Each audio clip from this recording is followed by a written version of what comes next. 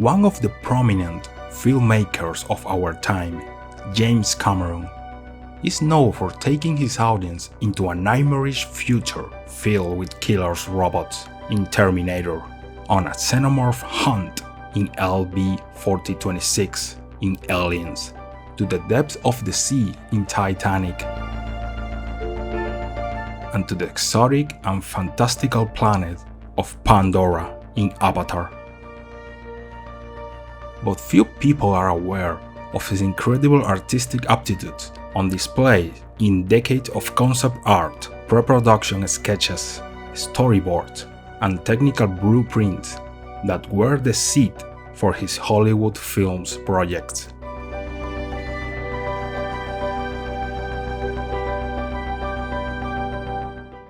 Cameron grew up in Chippewa, Ontario, Canada, and studied at the Stanford School in Niagara Falls. As many children, he liked comics, especially Marvel ones made by Steve Ditko and Jack Kirby. They served as a reference to him to learn to draw. His family moved to Brea, California in 1971 when James was 70 years old. He attended high school at the Sonora and Brea Olinda High Schools.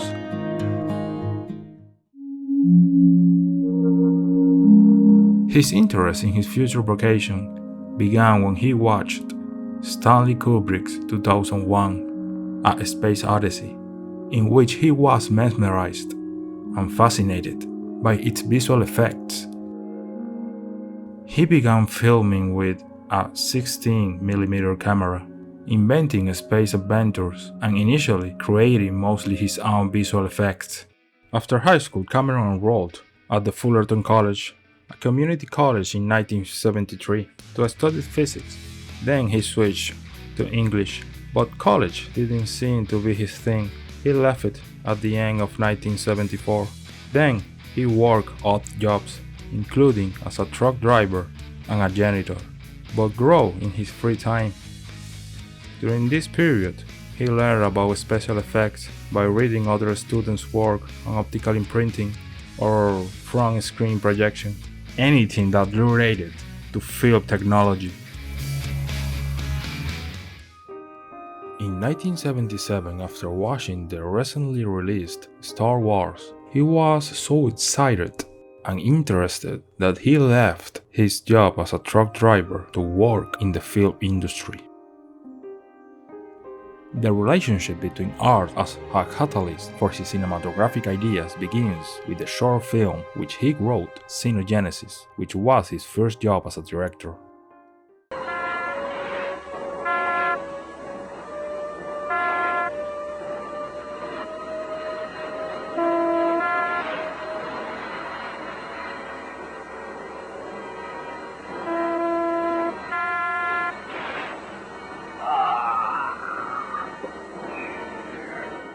Years later, Cameron began working as a miniature model maker at Roger Corman Studios. He did special effects for John Carpenter's Escape from New York and served as production designer on Galaxy of Terror. It's been waiting 1 billion years to scare you to death. Cameron was hired as the special effects director for the sequel to Piranha 2: The Spawning. In 1982, the original director, Miller Drake, left the project due to creative differences with the producer. The film gave Cameron the opportunity to become director for a major film for the first time. In Rome, Italy, during the release of Piranha 2, Cameron fell ill and had a dream about a metallic torso holding a kitchen knife, dragging itself from an explosion. Inspired by director John Carpenter, who had made the slasher film Halloween on a low budget, Cameron used the dream as a launching pad to write a slasher-style film. Cameron's agent disliked the early concept of the horror film and requested that he work on something else. After this, Cameron dismissed his agent. Cameron returned to California and stayed at the home of the science fiction writer Randall Frakes, where he wrote the draft for The Terminator. Cameron's influences include 50s science fiction films, the 60s fantasy television series The Outer Limits, and contemporary films such as The Driver and Mad Max 2.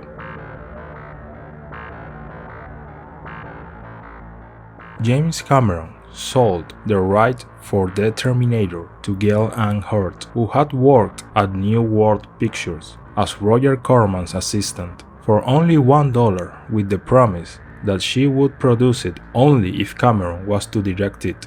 He and Hurd had friends who worked with Corman previously and who were working at Orion Pictures, which distribute the film. Thanks to the amazing box office of The Terminator, Cameron moved on to his next directional feature, which was the sequel to Alien. In this film, he had the idea to explore more deeply the life cycle of the xenomorph. Cameron gave them a structure similar to an insect society, and for that society he needed a queen.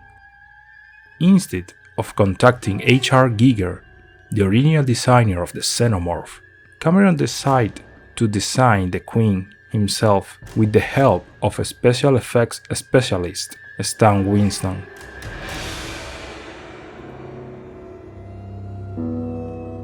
In addition to this creature, Cameron made concept art of the planet LB-426 and sketches of various vehicles and weapons.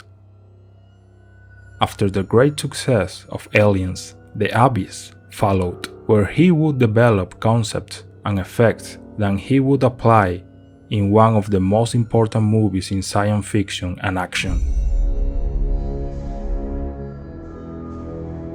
With all the success that James Cameron had achieved with the unexpected The Terminator, the consecration as a director who can handle the weight of a big-budget film with aliens, and the innovation shown in The Abyss for the sequel to Terminator, he had the largest budget for a movie up to that point, and Cameron would make every penny, directing a film that would mark a turning point in visual effects that even today still looks spectacular.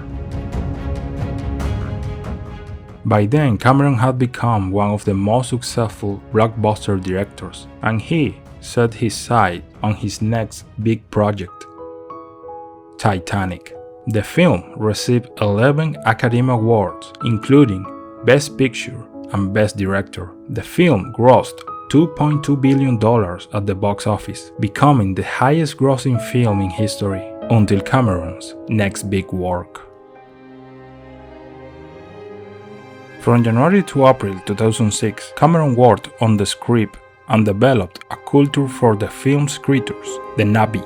Cameron worked with a handful of designers, including famed fantasy illustrator Wayne Barlow and renowned concept artist Jordu Skells, to shape the design of the Navi with paintings and physical sculptures when Cameron felt that 3D brush rendering were not capturing his vision. A number of innovative visual effects techniques were used during production. According to Cameron, work on the film had been delayed since the 90s to allow the techniques to reach the necessary degree of advancement to adequately portray his vision of the film. Innovation include a new system for lighting massive areas like Pandora's Jungle, a motion capture stage or volume 6 times larger than any previously used, and an improved method of capturing facial expression. Avatar became the first film to earn over $2 billion worldwide after 72 days of release. It remained at number 1 at the domestic box office for 7 consecutive weeks, the most consecutive number 1 weekends since Titanic. As we have seen, James Cameron has in his portfolio the highest grossing movies in recent decades. He has developed innovative technologies to carry them out. He has created unforgettable characters wrapped in stories so ingenious that they still endure in the mind of the people of different generations. But all those stories, characters, and fantastic worlds that converge in a huge cinematographic production begin in the same way, with a great idea and a drawing.